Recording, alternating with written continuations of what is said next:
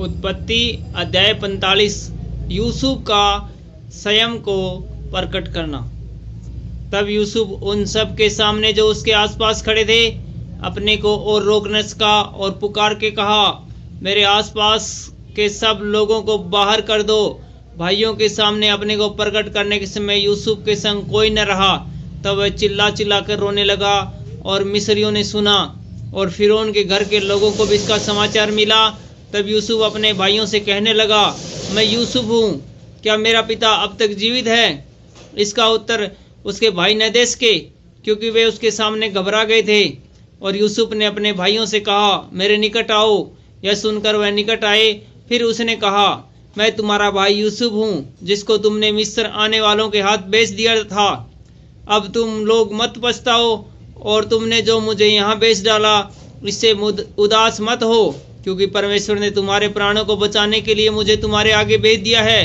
क्योंकि अब 2 वर्ष से इस देश में अकाल है और अब 5 वर्ष और ऐसे ही होंगे कि उनमें न तो हल चलेगा और न अन्न काटा जाएगा।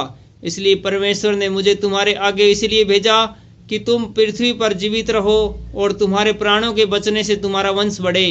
इस रीति अब मुझको यहाँ पर भेजने वाले तुम नहीं, परमेश्वर ही ठहरा।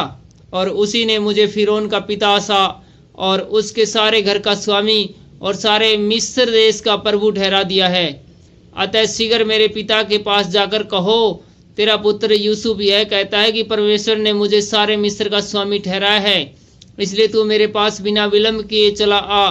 तेरा निवास गोशेन देश में होगा और तू बेटे पोतों भेड़ बकरियों गायें बैलों और अपने सब कुछ समेत तेरे निकट रहेगा।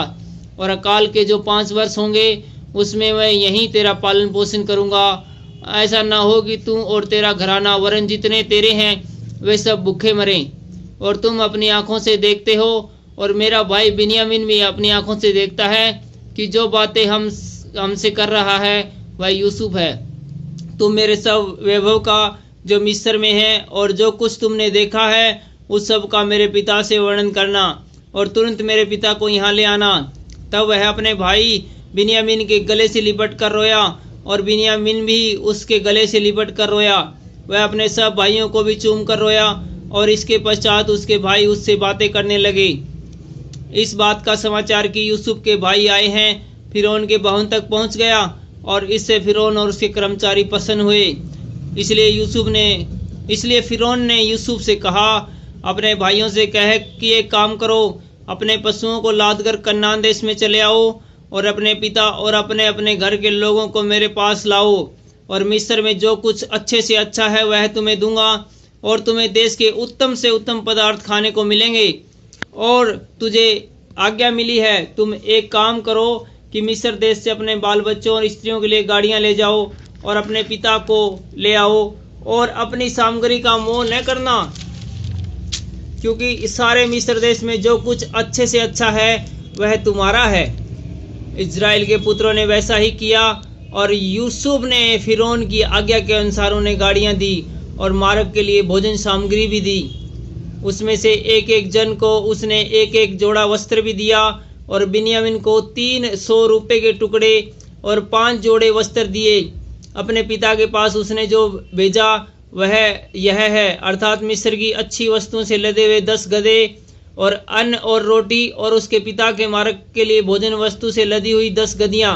तब उसने अपने भाइयों को विदा किया और वे चल दिए। और उसने उनसे कहा, मार्ग में कहीं झगड़ा न करना।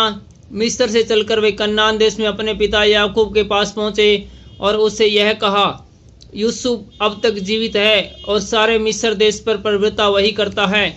पर उसने उसकी प्रतिति न की और वह अपने आपे में न रहा। तब उन्होंने अपने पिता याकूब से यूसुफ की सारी बातें जो उसने उनसे कही थी कह दी।